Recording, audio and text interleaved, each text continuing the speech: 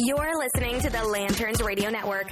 We are the network dedicated to empowering the individual, illuminating the truth, defending American exceptionalism, and inspiring future generations. Stay connected and get involved at lanterns.buzz. For great radio, get commentary and news of the day. Lanterns.buzz.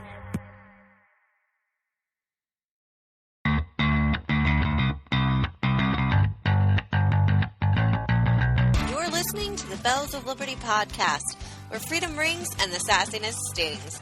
Stay tuned for a little bit of sassy freedom.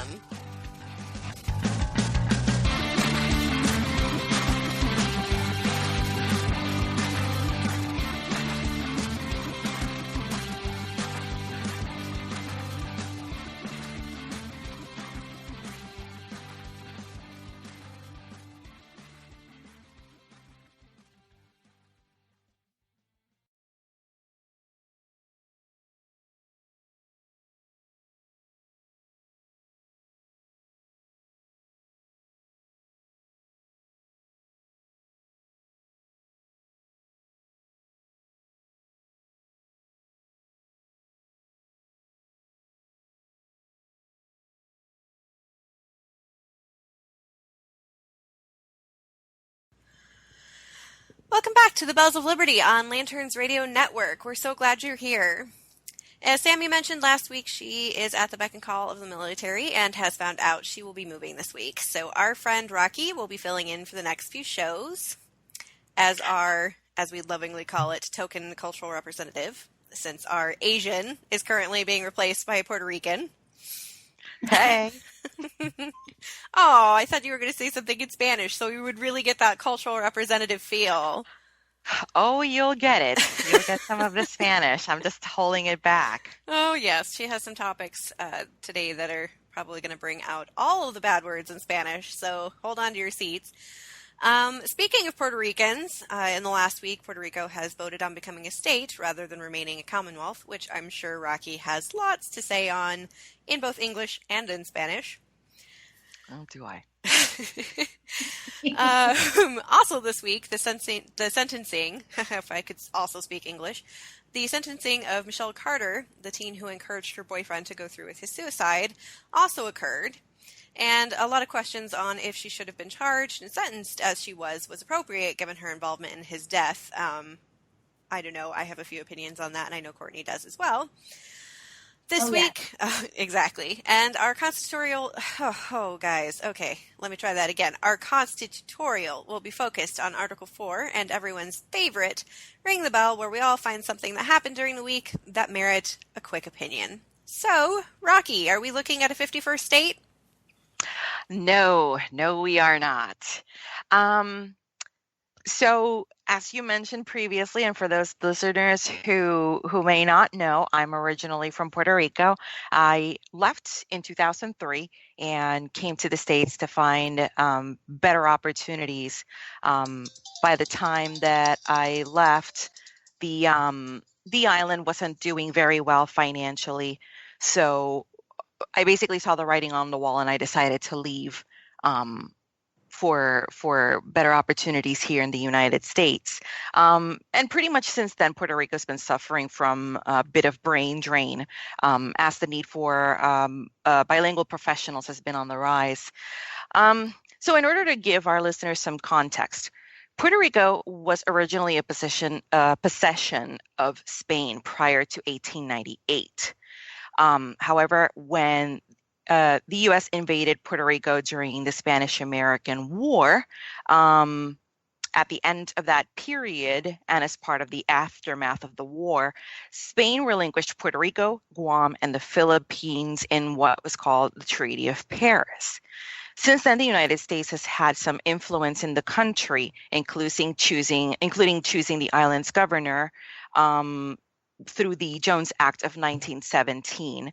And it also, that same act provided Puerto Ricans with U.S. citizenship. And actually in 1997, Puerto Ricans were able to actually elect their first governor as opposed to it being appointed by the federal government. So through the past 40 years or so, Puerto Rico has held various plebiscites, which is just a fancy word for election, to allow citizens to voice their opinion on whether they want to become an independent country, if they want to maintain their status as a free association, or to assume full statehood. With every election, the percentage of citizens has increased in favor of statehood. However, with the last plebiscite, which was celebrated on June 11th, it's going to be 2 weeks ago tomorrow, Sunday. This past election was a little bit different. The current governor of Puerto Rico, his name is Ricardo Rosselló, so roll your R's, ladies. Woohoo! He Woo. is very much pro-statehood, and he's actually the leader of the pro-statehood party, which in Puerto Rico is called the New Progressive Party, or the Partido Nuevo Progresista. So this particular party they're not necessarily Republicans, and they're not constitutionals. They're more like rhinos. By In the my way, experience, this yes. podcast brought to you by Rosetta Stone. That's right. And the letter R. And the letter R. Okay, when you do that with the R, it sounds like it's brought to you by something entirely different and a little more mature. That's different. Yes, that too.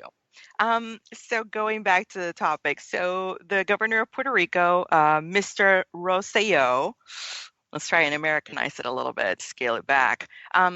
So he's very much pro-statehood, and in a very, very brash move, he decided to move forward with an election that was not sanctioned by the Department of Justice. The governor had been instructed by the Department of Justice to provide a ballot with very specific language as to what the status options were going to be. And it was going to include three choices, which is what's always been statehood, free association, or independence. A draft ballot was presented to the Department of Justice, and when it was presented, it only had two options: statehood and independence. This would have disenfranchised the portion of the citizenry that still considers free association, which is the current status, as a choice. A second issue with the draft ballot was the wording used to describe the two choices. In a biased push for statehood was defined as the only option that would guarantee Puerto Ricans the right to American citizenship by birth, which is completely incorrect, because under the current status of free association, which is the status that the country is in right now, I'm an American citizen by birth, because we are an association. We're a territory of the United States. Same thing happens with Guam.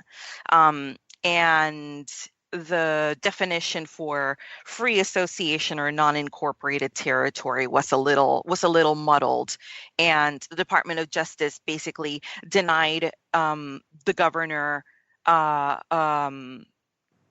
funding of, I believe it was probably $2.5 million were going to be invested in Puerto Rico in educating the people and promoting the election, promoting the ballots, and all of that good stuff.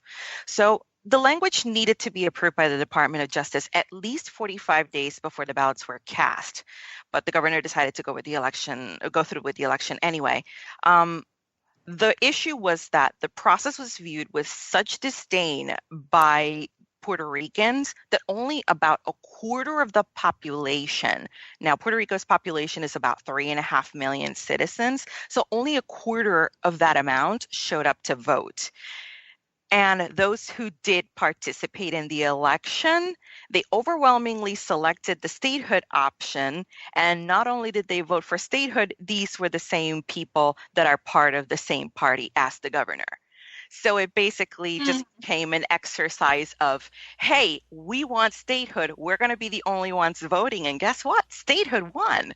Well, yes, when the only people voting for the status of Puerto Rico are people who favor statehood, yes, that's the kind of outcome that you're going to receive. So you're saying, in general, the opinion of like regular Puerto Rican people is that they're not interested in statehood. They're cool with how things are the way they are, or they just were unhappy with how the vote was cast? It all started because the option for free association wasn't provided in the ballot. As a result, a lot of people decided to not participate in the election. Um, the historically speaking, the whenever there's a plebiscite going on about the status of Puerto Rico, the numbers that are obtained by of people who want Puerto Rico to become a state has actually been increasing over the years. So I want to say that in 1978, let's say, was one of the first plebiscites for status.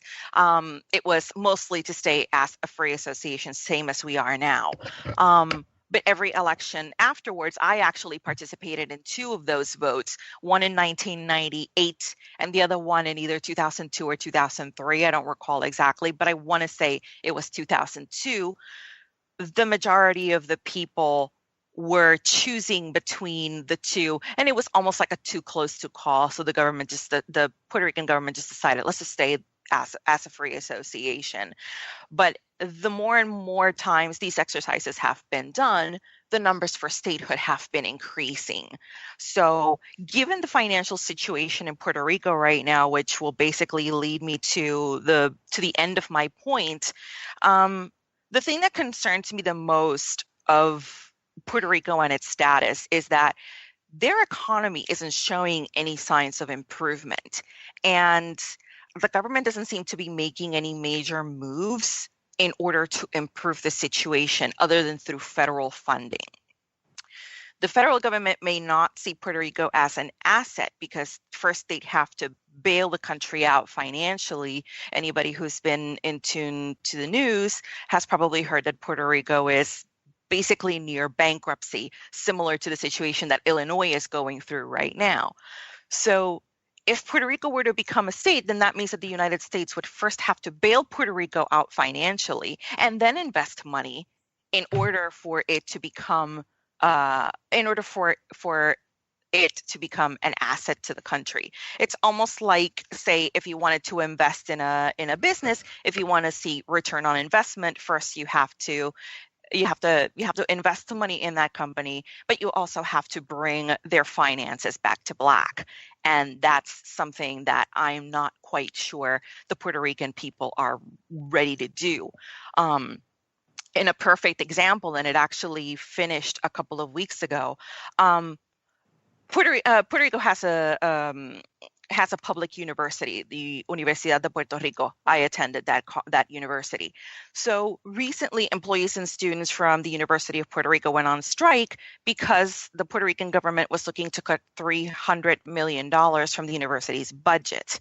However, in an attempt to get the money from somewhere, the alternative is always either an increase in the cost of credits. The credit in the University of Puerto Rico is $49.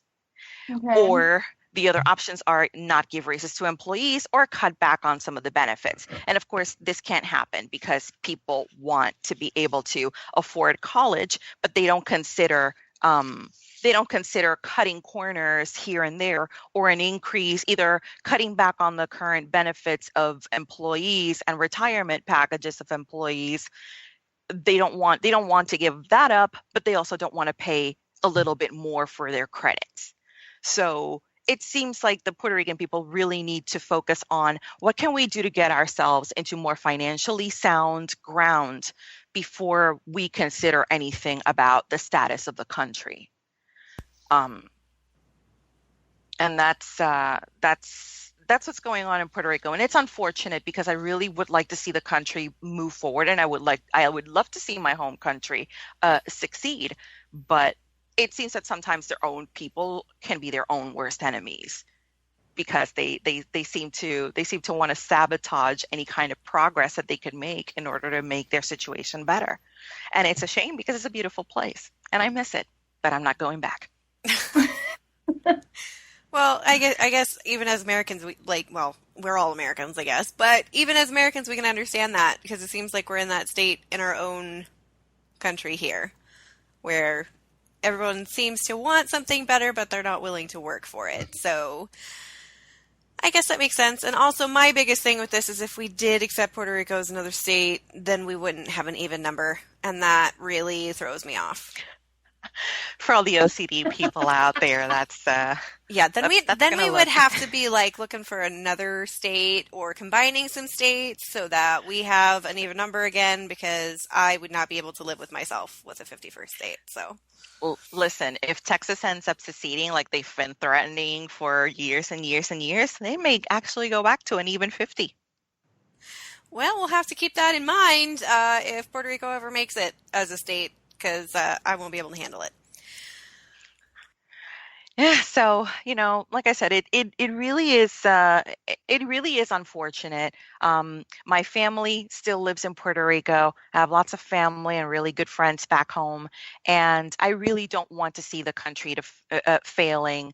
I think that the Puerto Rican people really need to work hard on getting their act together in order to make their situation better, regardless of what they decide their status should be.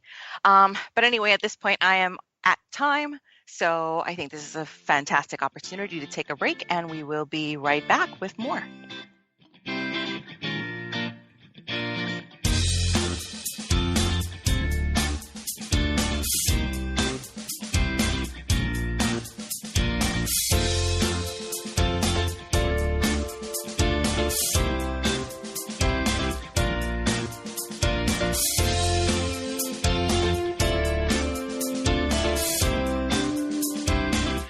We are back with Bells of Liberty podcast, and up next, Courtney is going to talk us through one of the hotter topics of the week. Courtney? Well, I'm not sure if you guys have heard of Michelle Carter, but I personally think she is a terrible person. Yes. She had convinced, the long and the short of it is, she convinced her boyfriend to kill himself. And you think, okay, like maybe it was just a quick little, oh, you should just go kill yourself kind of thing. No, this one long extended text where she's like, this is how you need to do it. You just need to go do it at such and such time. I was reading some of the texts and stuff, and they're really horrific. And I don't like her. She's a bad person, very bad person. But I came across this article from Cosmo, and Cosmo seems to think that she is just rather a poor, unfortunate, misunderstood soul. And I'm trying to figure this out. They're saying that essentially that she was just a sick person who was feeding off the sickness of her boyfriend, and that they were just kind of like, there was a snowball effect and all this was going on. And so I'm trying to figure this out. But says, quoting from Cosmo, says, reading the text, you get a picture of two very disturbed young people, and Carter in particular seems cold and manipulative. But is that the same as killing her or him? And so it brings up a really good question, because she's going to be charged for manslaughter, or has been charged, I think, is just now. As it stands right now in Massachusetts, where all this took place, you can't actually be charged for causing the death, like by telling someone to kill themselves and they kill themselves. You can't be charged for that. So the mother of Roy, let's see, I think his last name is Roy. Conrad Roy. Thank you. Conrad Roy, the mother of Conrad Roy, is trying to get the law changed. But she was charged under manslaughter because you're seeing all the texts that were happening between them. And she was laying it out like, you need to do it at such and such time because it'll be less suspicious. You need to do it such and such way because then it'll be more effective. And I just, there's the part of me that says you have to be able to have free speech. But then there's also the other part that says, like, she really pushed him, because there was one point where he gets out of the truck, the carbon monoxide is taking effect. He's getting scared because he knows what's happening. And he texts her and he's like, I don't know if I want to do this. She basically, it's like, get back in the truck and do it. And there's so many questions. There's so many questions. How do you do that to someone? Obviously, she's sick in the head, but does that excuse her? No, So obviously it doesn't. Well, and you know what? I am not someone, because I'm a huge believer in free speech. I think it's a slippery slope to just blanket statement and say, oh, if someone says kill yourself, then you need to be put in jail in case they actually do it. But I do think you need to be held accountable when your involvement goes beyond a tweet or a text that says something like that. And just reading this, I was disturbed just reading it. I've never met someone so pushy about something so serious. Like her whole tone during their conversation was very just like, you need to do this, you have to do it, you have to do it. And I'm like, if it were me and this were my friend or my boyfriend, I would be doing everything I could to get them not to do it. You know, I'd be trying to get them help, not pushing them to do it because they said they wanted to. And at one point in one of their conversations, she asks if he deleted her texts. So to me, that tells me she knew what she was doing was wrong. And she didn't want to be called out for it or caught or whatever her involvement might be. She knew what she was doing was not okay. And so I do think she should be held responsible for that, because I do think she had a very direct involvement in him finally going through with taking his own life. So I do think she should have been charged. I honestly don't think it was too harsh of a punishment. And there has been some speculation that she pushed him to do it because she wanted the attention as the grieving girlfriend. To me, it almost felt like a guilty pleasure confession coming up. I watch Catfish sometimes when I'm flipping the channels. I watch Catfish on MTV. Oh, just happens to be on. For it. So to me, I've seen a couple of episodes of Catfish, and it reminded me of that kind of that psychological manipulation that some of these people just like to inflict on people. They just do it because it makes them feel good, because they may be insecure about their own lives, or for whatever the reason. These are people that are willing to tell others, go set your hair on fire. And then you have the person on the other end of the line who will do it because they're seeking approval. Well, it reminds me of that app too, the Blue Whale or whatever that one, yes. where it was like basically set up for how to commit suicide or how to kill these people. Well, that guy is in jail too, and he's still doing it behind bars. They're like, oh, we can't stop him from sending out mail. Why the hell not? How can you not control this man, boy, whatever, from doing what he's doing when there is evidence that people have taken their lives because of things that he has instructed them to do?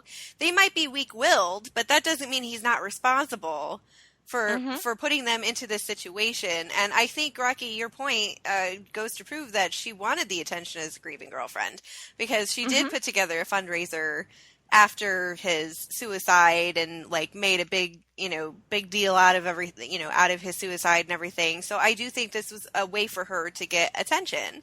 And I think we do live in a culture where people are very focused on, well, how is this going to affect me? How do I get something out of it? It's not about, the good of anybody else or, community. It's about how is this going to affect me? How am I going to look? How am I going to feel?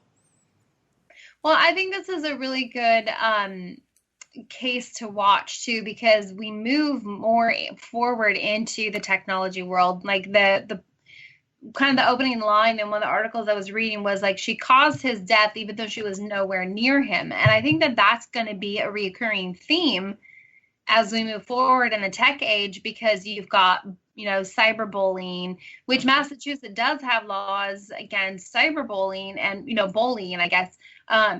So it was kind of odd that this one wasn't. I mean, I think that's kind of how they ended kind of catching her a little bit in the law, because it was technically bullying.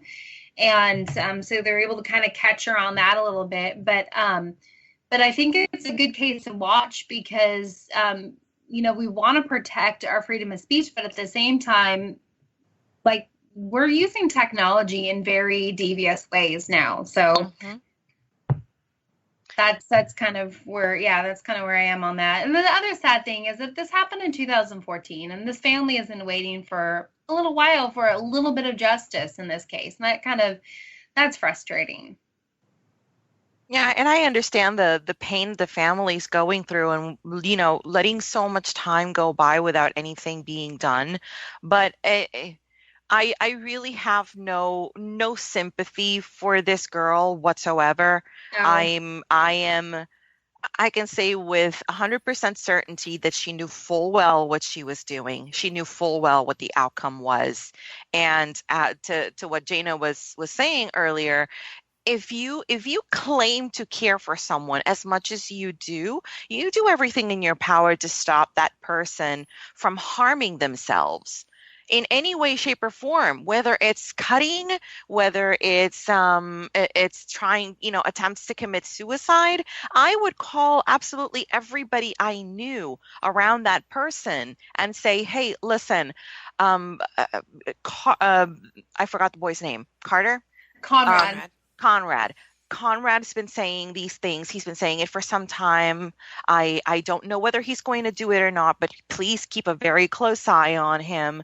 If anything happens, call his parents, call the police, call someone. And That's just a good person, though, Rocky. She's a psychopath. She's like Yes. absolutely certifiable, and I think that you can kind of like you look at some of the pictures of her, and she's She kind of looks seems crazy. dead Yeah, inside. she's got the Yeah.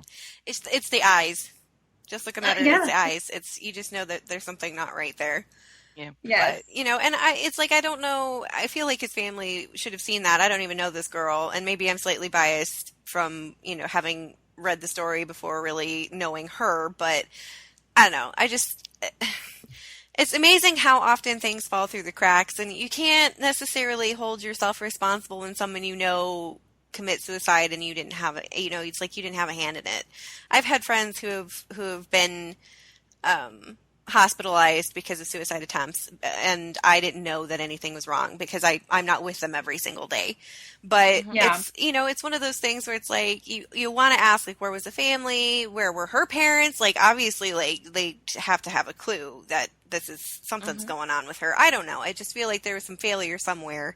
But I don't feel any sympathy for her either. She was clearly bereft during her sentencing because she knew she was going to get her ass handed to her. Yeah. And that's why she felt bad. Not because he's dead because of something she did, but because she got caught. Exactly. And this also is I guess one of the things that concerns me about society nowadays. We've been telling kids to do whatever feels good, and generation me, you do you, and where are the parents? Like I think you were saying just now, Jana, like where are the parents of this girl that weren't saying or weren't stepping in to tell this girl, what you're doing is wrong. What are you doing? And just kind of chastise her. But I guess in this day and age, when it's not okay to parent your own child, what are your options? And like I said, it's just very, very sad. I really feel for Conrad's family, and I hope that this chick rots in hell. And Well, she could face up to 20 years in prison, so maybe they'll give her some time to think about things. good. I hope she stays there. They'll probably feel sorry for a poor little girl and be like, oh, we'll let you out on early release so you can text somebody else into suicide. All right. So it's time for a break now, ladies, and everybody. Will be right back with my favorite segment, the Constitutorial.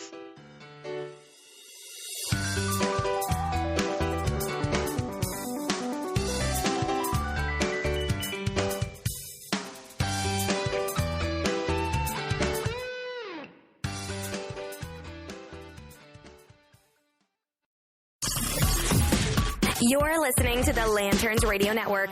We are the network dedicated to empowering the individual, illuminating the truth, defending American exceptionalism, and inspiring future generations. Stay connected and get involved at lanterns.buzz for great radio. Get commentary and news of the day. Lanterns.buzz.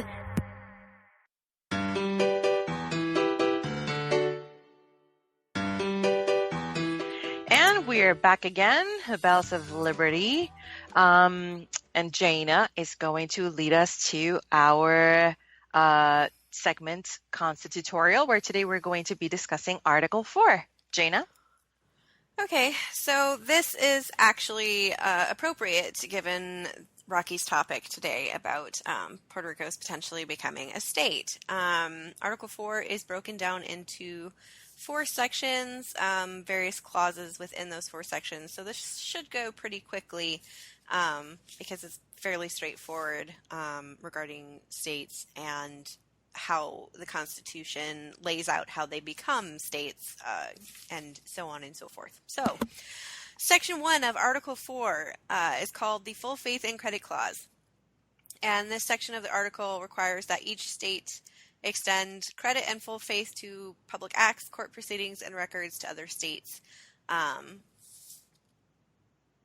Judicial proceedings of every other state, and that Congress, by general laws, prescribe the manner in which such acts, records, and proceedings shall be proved and the effect thereof.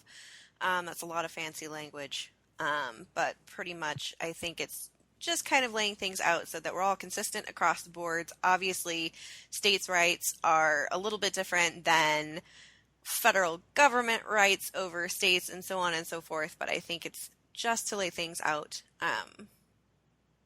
in a way that's consistent.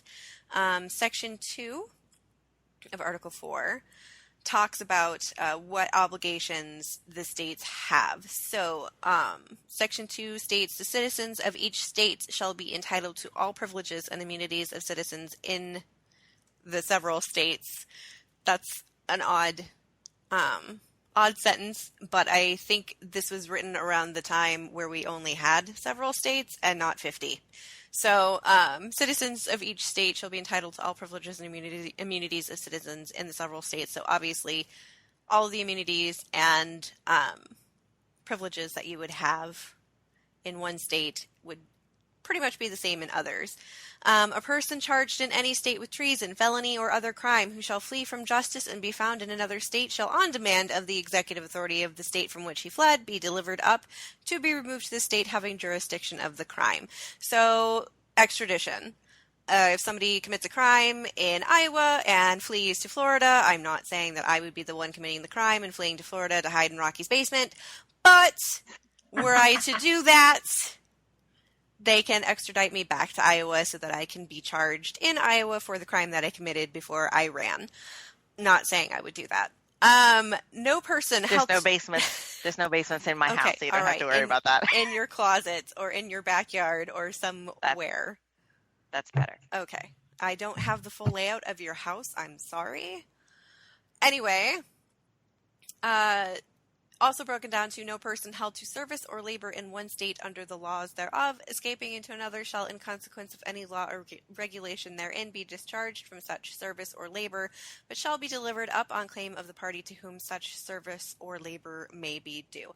Now, this is called the Fugitive Slave Clause. This clause was first applied to fugitive slaves during slavery. If a slave ran away to another state, they would have to be brought back to the original state so the owner could claim the slave. However, this clause is no longer necessary, obviously, since slavery was abolished by the 13th Amendment. So I would imagine that's not accurate anymore, but is still part of Article 4. So, moving on to Section 3. New states may be admitted by the Congress into this union. So, as we were talking about Puerto Rico voting on becoming a state and potentially becoming a state in the future, this is where Section 3 of Article 4 would come into play. No new states shall be formed or erected within the jurisdiction of any other state, nor any state be formed by the junction of 2 or more states or parts of states without the consent of the legislatures of the states concerned, as well as of the Congress. So looking into this, new states can be admitted into the Union by Congress. However, new states cannot be made by combining multiple states that already exist unless they get permission from the state legislature. So if, let's say, North and South Dakota decided they just wanted to be a Dakota, they would have to get permission by Congress in order to become a Dakota. So, and I think we've actually, haven't we heard of that happening in the past, that there's been some talk of a state combining with another state to make one big state? Or am I just hallucinating that? I think that the idea was being floated about Illinois, about what happens if Illinois goes belly up, that they may actually take Oh. the state and split it 4 ways There we to go. divide it between the neighboring states. So Iowa, you may be getting some of that too. As long as I don't have to take any. Yeah, see, that I already have a problem with that because we've got a lot of Chicago transplants as it is here, and I'm not a fan. So Illinois can just stay Illinois and not become Iowa-noy. I don't want that, okay? So they have to get permission from the state legislatures, and also Congress has to have the idea as well. Clause 2 of this section, this is called the Territorial Clause, sometimes called the Property Clause. According to this, the United Congress has the final power over any territory in the country. This clause also lets Congress remove other territories or create laws for them. I think that's still Section 3. So, yeah, the Congress shall have power to dispose of and make all needful rules and regulations respecting the territory or other property belonging to the United States, and nothing in this Constitution shall be so construed as to prejudice any claims of the United States or of any particular state. I think that's pretty self-explanatory, right, ladies? Yes. Okay. Right. All right. Professor Jaina is moving on. Anyway, Section 4 of Article 4. It is the last section of Article 4, and it talks about what obligations the United States has. Clause 1 is called the Guarantee Clause. According to this, the United States federal government must guarantee each state a government that is a republic. Thank you. Not a democracy, people. It's a republic. What? I know. What? Are you kidding me? What? You're lying. What? Okay. Burn I know. the witch. I know. Burn the witch. I know. I am on the pyre of the Constitution. I know it.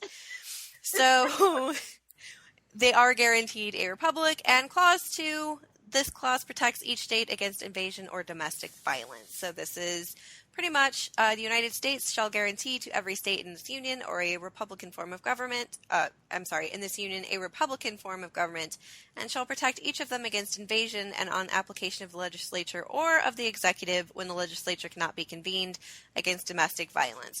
So this is the part of the Constitution where the government actually has a job that I'm okay with paying for with my taxes. That is the job that they are intended to have. They are supposed to provide protection from invasion and against violence in the country. That is all they should really be in charge of. And yet here we are with all sorts of welfare states. And a new health care bill that's actually not going to be that great. Hey, whatever. Yeah, we forgot about the whole repealing part, and now we're just replacing it. So that is for another podcast. But that is Article 4. Like I said, kind of short and sweet. Any questions, any suggestions, thoughts, how this applies to Puerto Rico's recent vote? I was remembering the section 2 about state citizens and whatnot. This goes back to the point that I was mentioning earlier about basically people who are born in territories of the United States that have the proper title to them, that they are born citizens, even though their country, the country or the territory itself isn't an actual state. So it's very interesting hearing how the Constitution affects the citizenship status of a person, where they don't necessarily have to be born in that in the continental United States in order to become a citizen. So that was actually quite interesting. And remembering the part on Section 1 about full faith and credit of the state, it again reminds me of how states have a certain responsibility to be financially solvent. I don't know if that's the proper verbiage that I want to use, but states have their own responsibility, same as the case with Illinois, which we keep mentioning. States do have a responsibility to themselves to be financially responsible, because they are part of the union. Of a and republic and not a democracy? of a republic. And so basically, I think that states do have that responsibility to be financially responsible for themselves, because if they are not, it ends up affecting all of the other states in the country. And then it ends up in a situation in which the 49 states are going to have to bail one state out. Or in the case of Puerto Rico, 50 states are going to have to end up bailing a territory that's not even a state. And even with a plebiscite in place, that's not going to guarantee that they actually are going to become a state, because ultimately, I think it falls in the hands of the House and the Senate to decide whether Puerto Rico would want to become a state or not. And that covers our constitutorial for today. Thank you, Jaina. And after the break, we're going to be discussing the results of our latest polls and our favorite segment, Ring the Bell. Stay tuned.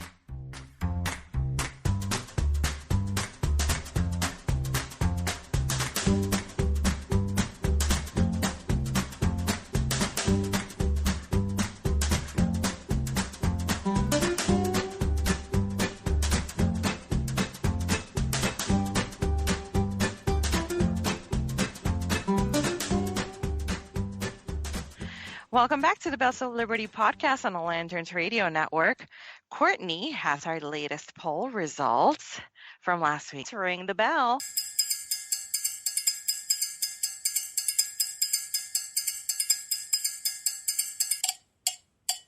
All right. So last week, Jaina had the story about the overzealous city ordinance worker and poor guy being told to keep his own barbecue smells on his own lawn. I'm not sure how magic happens, but I'm pretty sure that's how it starts right there. How dare he not control the wind? How dare he? Why wouldn't you want to smell barbecue? But whatever. So 69% of you voted yes. That you've been the victim of an overzealous city worker and it was completely undeserved. Then 8% of you voted yes, but it was kind of deserved. I want to know those stories because those sound like fun. And then 23% of you said no, you've not been the victim of an overzealous city worker. So that's nice. 23% of you just blend into the woodwork like I do. That's awesome. And apparently have figured out how to control your barbecue smells. And once you've done that, share it with the rest of us because apparently it's a big deal. Maybe. Anyway, so Sammy's topic was Judge Judy, and were our dads treated like second-rate citizens? And 81% of you voted yes, it's terrible. And then 5% voted yes because moms are number one. That's why they're treated so terribly. And 14% of you voted that they're treated the same as moms. So I don't know. Have you guys seen TV? I'm gonna have to come back to those numbers later on, repoll this. Yeah, I'm not sure how they came to that conclusion. Yeah. Because that's inaccurate in so many ways. And then my topic was the parents who were fighting to keep their baby on life support. And the question was, should government get a say in when to pull the plug?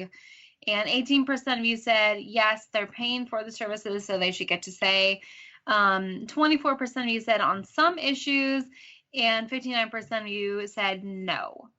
So that's where those are. And then this week there's a guinea pig related topic, and I think we know who this topic belongs to. So, Jaina, why don't you go ahead and lead us into that one? Well, no, I don't want to because you've made me seem so predictable. Pigs are wonderful. Thank so you so much. Gee, there's a guinea pig story. I wonder who's going to talk about that one. I don't know, boo-boo. If it was otters, I'd be all over it. Anyway, Courtney ruined the surprise. I was talking about guinea pigs this week. According to Gizmodo, apparently a shelter, which I'm looking at this right now, Portland Guinea Pig Rescue, I'm assuming this is Portland, Oregon, came to a app developer and asked her to come up with some sort of system that would help them name their guinea pigs, because guinea pigs are often found in shelters because people don't realize that you actually have to take care of them, and that buying them for your 4-year-old child is a bad idea because you're the one who's going to end up taking care of it. So anyway, apparently they were having trouble coming up with names for all of these guinea pigs and asked this person to come up with some way of helping them name this influx of guinea pigs.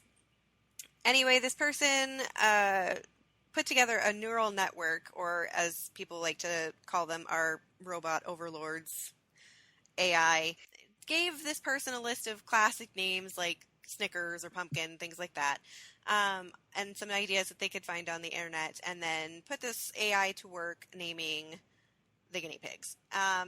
Obviously, it needed some help coming up with good names, because there were a few that did not turn out so well. Some included Buddy Berlomi, Boy, and Behoy to happens to be some names that this AI came up with, but also came up with some names like Splanky, Gooper, Spockers, Fuffby and Fuzzable, Sniffkin. Some favorites apparently were names that they applied to these piggies, including Buzzberry and Afterpie, Flurry White and Stargoon. Honestly, as a guinea pig owner, Those sound appropriate. none of these names are names I would name my guinea pigs. I go with Slinky or Afterpie. Those are awesome names. I don't know. I feel like, I mean, I'm not saying that my guinea pigs all have like super traditional guinea pig names, but I have never named any of my guinea pigs Afterpie, Splanky, or Splooby, or Buzzbee, or whatever the hell some of these are. So the pictures of the guinea pigs were super cute. It's nice that they came up with some names, because I know that's difficult when you've got about 2,000 guinea pigs that need some help with names. But that's the cute guinea pig story that I have for this week. And I guess I could tweet out my guinea pig names and you guys could let me know what you think, but at some point during our podcast party. Instead of having robot overlords, why not have these little kids or someone, have a contest, or, multiple contests to be able to name these adorable little guinea pigs, and then maybe you could generate some interest in adopting them instead of, because is the robot overlord, they're not going to adopt them. So right. Well, and and this isn't really making the case for AI being better at things than human beings, because honestly, all of these names were terrible in my opinion. So I don't know that the AI is really the way we should go and look into the future, as far as I'm concerned. It's right up there with teaching them how to sword fight, as far as I'm concerned. Speaking of terrible names, in this week's ridiculous social justice warrior story, there is a mom out there named Nisha Moodley, who for some reason or another decided to name her baby Raven, quaff the Raven nevermore. She decides to make an Instagram, she takes a selfie and she posts it on Instagram with her and her son, very cute picture, with the hashtag of end rape culture. What does this have to do with Instagram? You'll soon find out. So this mother has decided that since the moment her son was born, she was going to ask permission of her newborn son if he could be picked up. According to her, and this is from the post that she generated on Instagram on June 9th, so it's just at the beginning of the month, she says, since the moment he was born, we've always asked before we pick him up. I always feel for his yes. Why? Because we want him to know that his body is his and that others' bodies are theirs, and no one gets to make choices about somebody else's body. Hashtag lessons in sovereignty, hashtag born free, and hashtag end rape culture. So this woman, how does one do that? Does he like toot? Does he just let out a little toot and says, "Yes, mommy, that's mine"? Toots for no.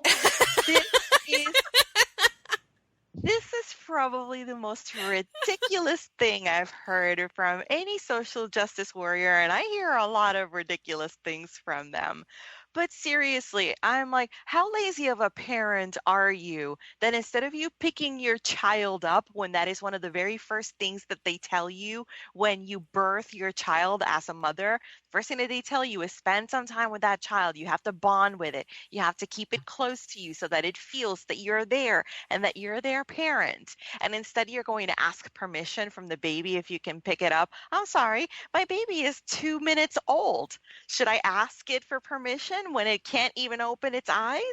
I mean, it is so absolutely ridiculous. I just don't understand where this woman is coming from.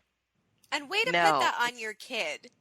Like, why does this infant have to be responsible for your social choices? Like, this child is new to the world, can't even speak, obviously doesn't know what's going on because it's brand new. Its brain isn't developed to know what you're doing.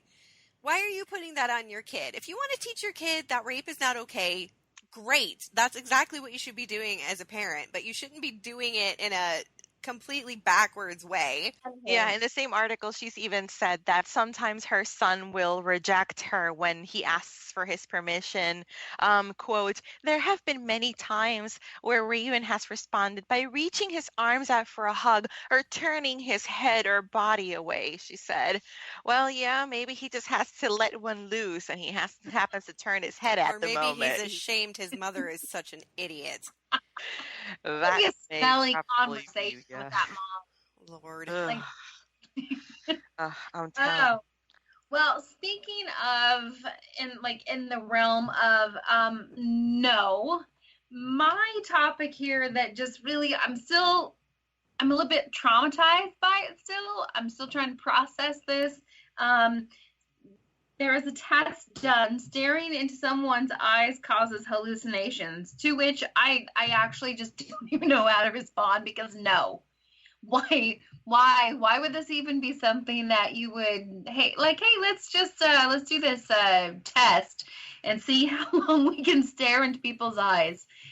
10 minutes, okay? 10 minutes. There was a study I don't know how long ago, but it's been in my conscious for a while about hugs that last for 20 seconds or longer are supposed to release endorphins. I can't even handle hugs that long. I can't imagine staring into someone's eyes for 10 minutes. And it says, symptoms such as loss of memory, seeing everything in distorted colors, or feeling like the world isn't real can be brought on by abuse and trauma. Drugs such as ketamine, I think that's how you say it, alcohol and LSD, and now apparently face staring. Nope. So if you want to be tripping, just stare in someone's eyes. Nope. Nope. That's like No. worst staring Thank you. contest ever. No, thank you.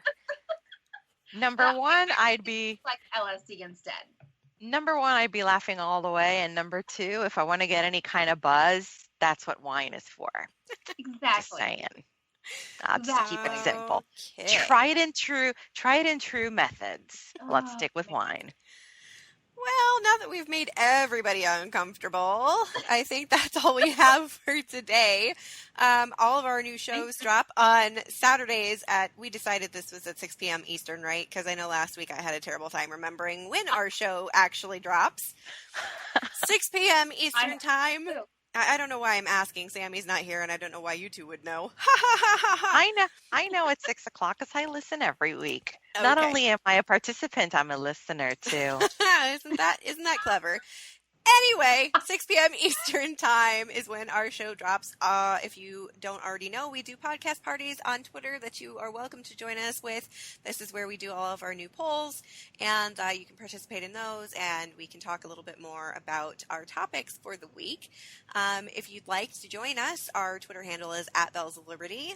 If you want to find us on Facebook, all of our links and things are posted there. Sometimes we have some fun things to share, articles to share, comments that we post there at The Bells of Liberty on Facebook. And all of our previous shows, if you happen to miss one or just want to go back to listen to the sultry sound of our voices, you can do that on Spreaker. or SoundCloud, iTunes, or Google Play Music. All of our old shows are there, and you can go ahead and listen to those there. So I think that's all we have for today. Thank you so much for joining us, and we'll see you next week. Bye. Don't forget to roll your R's. Okay. Okay. Thanks for listening to the Bells of Liberty podcast. Want to listen to more sassy content? All shows are available free on demand on Spreaker, SoundCloud, iTunes, and Google Play Music. Have something to say? You can find us on Twitter @Bells of Liberty, and also on Facebook, www.facebook.com/The Bells of Liberty. And as always, keep calm and ring on.